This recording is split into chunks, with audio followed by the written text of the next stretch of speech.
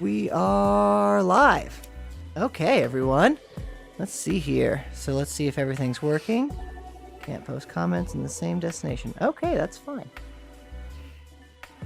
Oh no, are we not live in the community group? Need to check and see if we're live in the community group, because that would be sad. No, we're there.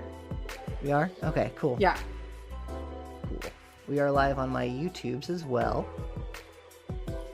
We're in it to win it. Exciting. Okay, so our first live stream. How awesome. I know. Are we thinking music? Is the music too loud? What are we thinking here? We could definitely turn it down Down. so I can hear you. That's Okay. good. It is way down. Okay, can you hear me okay now? Yes. Cool. This is exciting. Finally got to use this software the way it's supposed to be used. StreamYard for the win. So how was your day? I heard you went shopping for some Red Challenge carpet event stuffs. Yes, I did. I'm going to be looking Awesome. very fly. I found a lot of actually new nice clothes at the TJ Maxx. Perfect. Where do you so you went to TJ Maxx? Did you get like a suit going on? I just got a new button up and new dress pants. It's looking really crisp. Mm-hmm. And I really like the way my arms look in my shirt. And I was like, I don't want to cover this up with a suit jacket. I went to Men's Warehouse first, and they had me try on the suit, and I couldn't like move my arms at all because it was like every time I would move, my biceps were like no. And it was like $200 for just the jacket, not including pants. Gosh. And I was like, nah, I can't. Nah, hard pass. And this is why I go to TJ Maxx. Yes, I ended up went to Kohl's, found some good deals there. So Kohl's is majorly slept on. it really is though. Like I was very actually, oddly enough, Tori could not find anything at Kohl's. They just didn't have any dresses. But on our way back to the car, we passed Rue 21, and they have like legit like cocktail dresses and stuff there. So if anyone's watching this and you're wanting to go to the red carpet challenge party and you don't have a dress yet, I'm telling you, Rue 21's got you covered. My wife loves Rue 21. I used to be the manager of Rue 21. Oh, that's in right. the That's day. right. I forgot about that. Yeah, back in the good old days.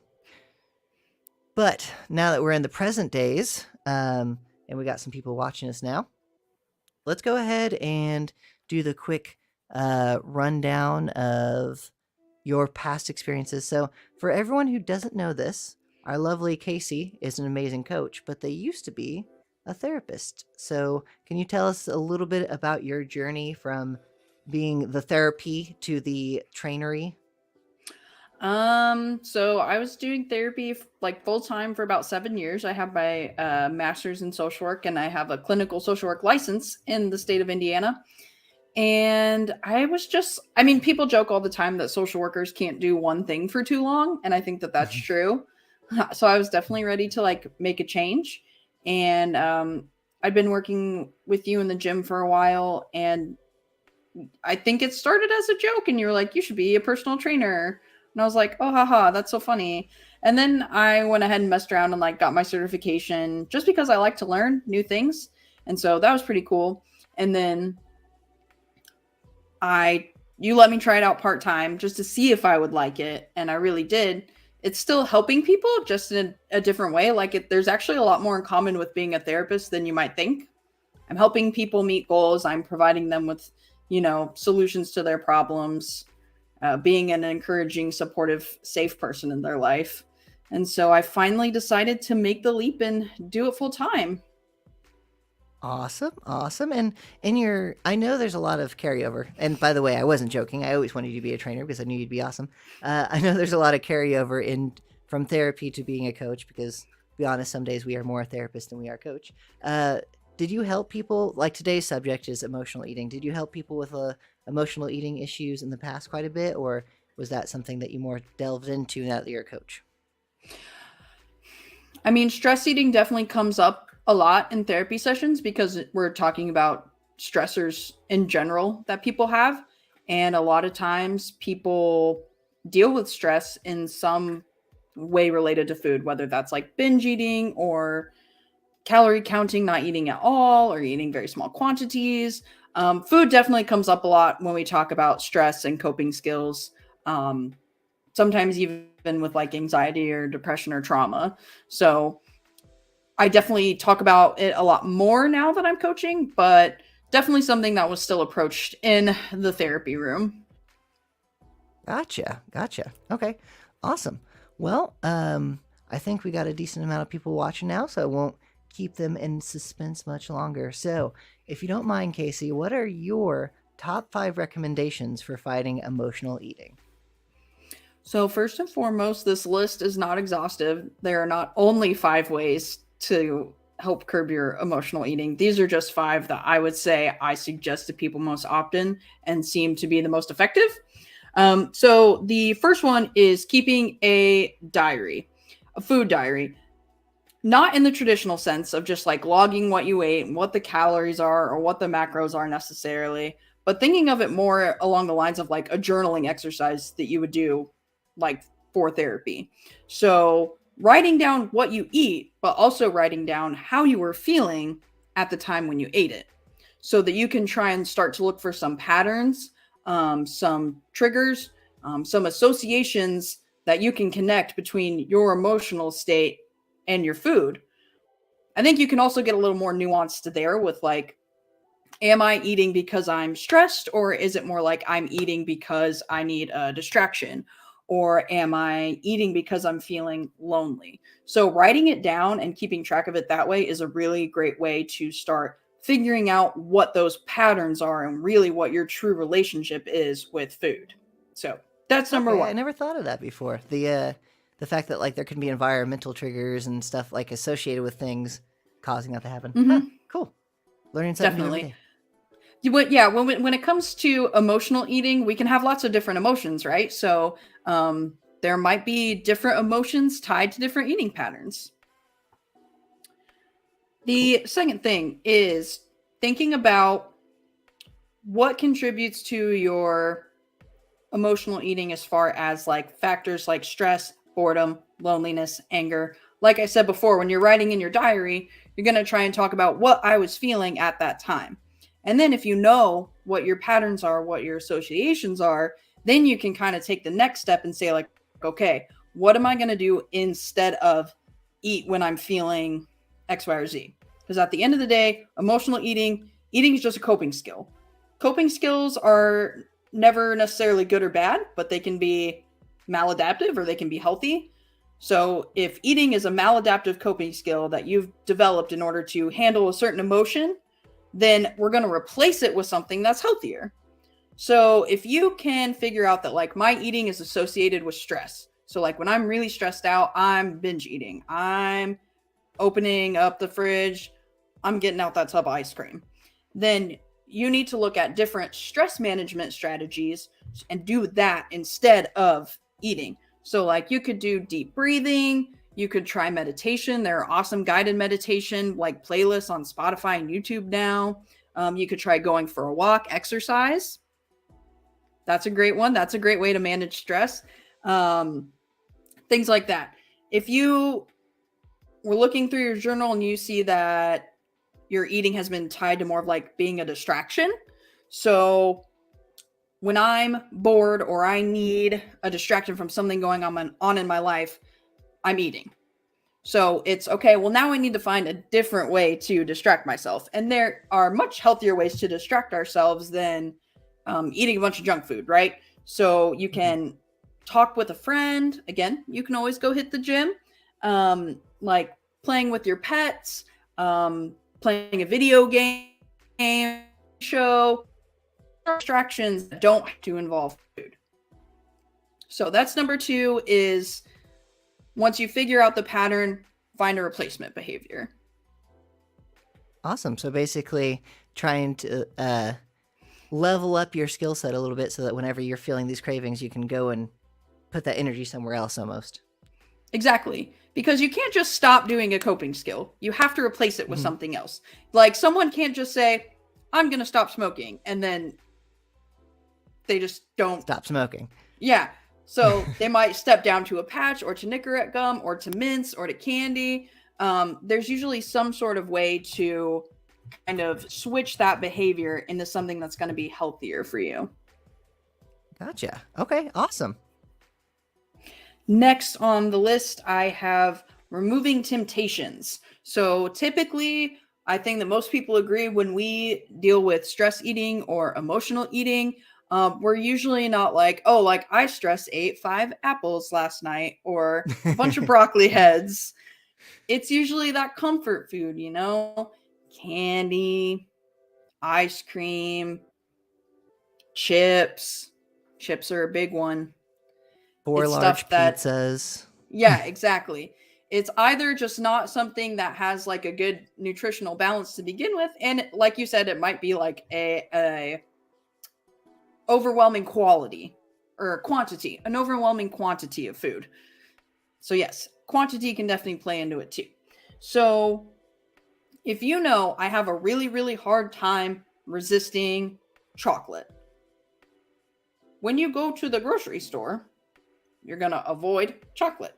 So, you know, I have a really hard time resisting chocolate in my house. Now, ideally, the goal is to get you to a place where like you can have chocolate in your house and know that like you'll have it to enjoy it as a snack, but you are not dependent on it anymore. So until you have broken that dependence, we're going to stay away from chocolate at the store and grab something healthier instead. Like it can even be something like popcorn or like those popcorners that you eat, Josh. Mm-hmm. I am a victim of the popcorners, so I'm not gonna lie. I eat the crap out of those things. Yeah. So something else. Grocery shopping is another thing. So like if you say, okay, I'm gonna go to the grocery store and I'm gonna make sure to try and avoid these foods that I have a really hard time resisting. Do not go to the grocery store when you're feeling stressed, when you're feeling really emotional, because that plays just as much of a part as like in that moment when you are emotional eating. It's if I'm going to the grocery store and emotional or stressed grocery shopping, I'm going to pick out things that are not the best for me. I'm going to pick out those things that are those hard to resist temptation foods. I never thought about that before, but that's a really good point. Whenever I go stress shopping, I come home and I have a bunch of snacks, but on a single meal. Mm-hmm. Or like, you know how like everyone says like don't go to the grocery store when you're hungry? Mm-hmm. Because you end up getting way more. Don't go to the grocery store when you're stressed out. That's a good point. That's a good point. What do you do? Never mind. We'll cover that in a different one. I was going to say, what do you do when the grocery store is what stresses you out? But we'll talk about that. And that'll be our podcast on social anxiety. Aha! Future podcasts. Okay, so the next one kind of ties in with what I talked about with the grocery shopping is snacking healthier. If you feel the urge to eat between your meals, or if you're a person that eats like smaller meals or snacks throughout the day, choose something that's a little bit healthier. Fresh fruit, vegetables, again, unbuttered popcorn or kettle corn. You can even try to find like lower calorie versions of some of your favorite foods. Technology has really brought us like some advancements in like good tasting food that has a good macro profile. Like I feel like we truly don't live in the age anymore where like all healthy food tastes bad. It really doesn't work like that anymore. There are good options, or there's pretty much, I think, always going to be a lower calorie or a little bit more nutrient dense option of your favorite treats. I don't know if you would agree with that. Oh, 100%. We have grapes that taste like cotton candy now. Like if we can have cotton candy grapes, we can find ice cream that's enjoyable and healthy. Absolutely. Absolutely. And the last thing I have is like not punishing yourself if you fall off the wagon a few times. I know Josh has talked about this before, but progress is certainly not linear, right? We don't go from point like A to B. You don't say, okay, I'm going to really work on taking care of my emotional eating, and then you just never do it again. I wish it worked that way, but we are humans. We are not perfect. We're going to struggle. So if you're working on your emotional eating, let's say you do really, really awesome for like 2, 3, 4 days. And then on that 5th day, you slip up, you have a binge eating episode, or maybe you take in a lot of excess calories, or you eat that chocolate that you were trying to avoid. Instead of punishing yourself and like feeling like a failure or feeling rejected or feeling like you did something bad or wrong, say, okay, what can I learn from this and do better next time? I'm not going to punish myself, This is a learning experience. What can I do better next time? Because if you punish yourself and just make yourself feel bad, that's going to lead to more big emotions, and that's going to lead to more emotional eating. So every time we fail or fall off the wagon, to me, that's not really a failure. That's just seeing it as a learning opportunity. What can I do better for next time? Maybe I need to take a look at how I'm writing things down in my food journal. Maybe I need to have a friend go grocery shopping with me. Whatever that might be, take it, learn from it, and then continue to make your progress instead of beating yourself up. Okay, awesome. So basically, instead of looking at failing as a bad thing, look at it as learning and make sure that you change the outcome next time, right? Absolutely. I don't believe in failure. If you learn something from it. If you don't learn something from it and you just keep doing the same thing over and over again, then maybe. But it's an opportunity for growth and change. That's my last podcast was all about that. How once you change your mindset on failing, your whole world opens up, because now it's all just lessons. It's all just lessons, which I absolutely love. So for someone who didn't get a chance to note all those, what was the quick rundown of 1, 2, 3, 4, 5? Okay, so the first one was food diary or food journal. Food diary. The second one was finding replacement coping skills instead of eating. The third one was removing tempting foods from your home or when you're grocery shopping. The fourth one is finding healthier, more nutrient-dense alternatives. And the fifth one was learning from your setbacks and using it as opportunities to continue to grow and progress. Awesome. And if someone was just starting out on this right now, would you suggest they try to do all 5 of these things at once? Is there one you would recommend starting with and building on? In what way would you recommend starting this if there's someone who struggles with this severely? So if anytime someone is struggling with someone severely, you can do things here and there, but I really truly feel like you won't make progress until you have addressed the root of the problem. So I think if you do that food diary first, really figure out what the patterns are, what the associations are, and what your true relationship is with food. So that way you can diagnose kind of yourself and say okay, I have this the big umbrella term of emotional eating, but when I break it down, it's okay. I tend to eat more when I'm stressed. I tend to eat more when I'm angry. I tend to eat more when I'm lonely. That way you really know what the problem is, so that next time when you can identify, say oh, I'm feeling really stressed today, you can already be proactive and know, okay, my brain is going to want to have a tendency to overeat right now. Let's do something different. If you don't have those associations in the first place, it's going to be kind of hard to navigate. So I say, the food diary or something similar first, so you can figure out what those associations or triggers are. That's a really good point. I didn't even think about that. And that could honestly be that diary could be used for many, many aspects of your life too, even fitness, because I know there's a lot of people who respond to stress in different ways. For example, I'm not one of the people who get stressed and want to go work out. So I have to train myself I'm in a stressful situation. I need to go work out because I know that will help. But my body's natural instinct isn't to do that. So doing that journal can help in many different ways that I didn't even think of. So that's really cool because you can really narrow down what it is. Oh yeah, journaling is always a very popular therapy intervention because it really does work. It really helps you to stop and think about not just the behavior, but why am I doing what I'm doing? And do you recommend, as someone who's recommended journaling so many times, do you recommend getting something that's just kind of a blank journal book, kind of like this one is, where it's just blank pages? Or do you recommend the kind of guided journals? For example, I have this Heroes Journal one that has it tells you to do certain things. Is there a recommendation, or do you recommend just starting simple and going deeper? Or what's some good practices when it comes to picking a journal? Everyone has different preferences. I much prefer guided journaling to just free flow of thought, just whatever on the page. But everyone's different. So I would say probably everyone has either in their home or their workplace, a blank notebook. Try it, see if you do just kind of writing down your thoughts and feelings for the day. If that's difficult for you, go grab some sort of guided journal. There's so many out there. I'm sure there are specific journals that even deal with like food.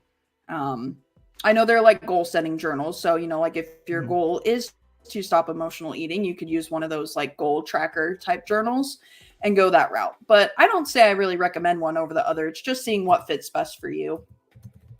Okay, awesome. And last question on journaling, because I generally want to know, what's some good journaling practices you would recommend? Do you recommend doing this daily when you're feeling the emotion, or just like making a habit to do in the mornings? Is there like a certain practice you should start implementing with this kind of journaling? With any type of journaling, it's like you said, you want to make a habit of it. So finding some time to dedicate even just like 5 minutes to do it in the day. Anytime we're talking about a coping skill, like I generally recommend like either do it first thing when you wake up in the morning or before you go to bed at night. Because you can use it at the beginning of the day to kind of set the tone for your day, set your intentions and everything. And you can do it like right before you go to bed, when you're winding down for the night and you're ready to kind of just like dump everything out of your brain to get ready to go to bed. Gotcha. Okay, awesome. I know for me, it's definitely helped me be a little bit more focused when I do it in the morning, but I also feel more stress relief whenever I do it at night. And I feel like it's a very useful tool, especially whenever it comes to emotional eating, because that would really help you get down into the nitty gritty of what it is that you are trying to do. I did look up some stuff on this, so I didn't come into it totally ignorant. And one practice that I thought was kind of cool that I wanted to throw in here was putting your journal where you keep your snacks. I So like whenever that. you're craving those snacks, you grab your journal and write down why you want those snacks. Yeah, absolutely. Because sometimes we forget to do things in the moment. So having that journal there when you're ready to go. I talked to someone who, one of his previous therapists had him put a jug of water in the fridge and he wrote anxiety on the jug of water. So, like, anytime he went into the fridge to get a snack or something, and his emotion that was tied to eating was anxiety, he just saw that big jug of Mhm. water that's like, hey, you're feeling anxious right now, aren't you? And you just take a drink from the jug instead. So yeah, putting it somewhere where you know you're going to get into, always a great idea. Awesome, awesome. Well, Casey, I appreciate you helping us out here. And if anyone else has any questions like this, Casey's an amazing coach. They've studied all kinds of fun stuff like this. I'm sure they won't mind if you reach out to them and ask them some questions for more details. And we'll be doing these lives more frequently now. So if you can think of a topic you'd like us to cover, feel free to drop it below, and we'll have a coach specializing in that particular topic to help you out. But is there anything else you'd like to add, Casey? Just reiterating what Josh said, anytime you have a question or concern, let us know. We will be happy to help you out. That's what we're all about at DH.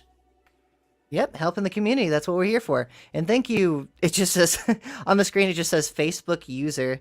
Uh, Facebook user says, great info. Thank you. I appreciate that. Thank Facebook user. you, You're the best. Facebook user. Facebook user 3355.